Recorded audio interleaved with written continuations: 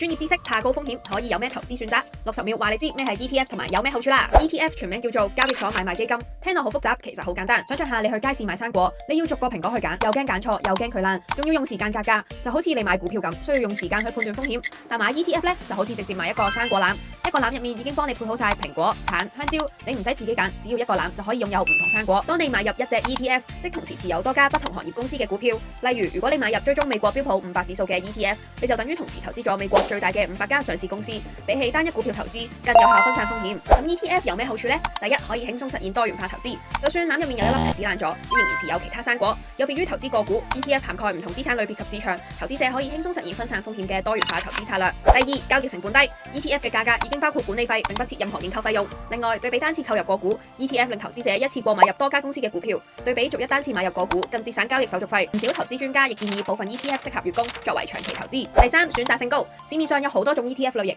所追蹤嘅指數可以涵蓋商品，例如黃金或者市場，例如科技。投資者可以視乎翻市場動向或者個人喜好，投資對應嘅 ETF 作為開始。但要記住，投資涉及風險 ，ETF 雖然有好多好處，但仍然會受到大市波動影響。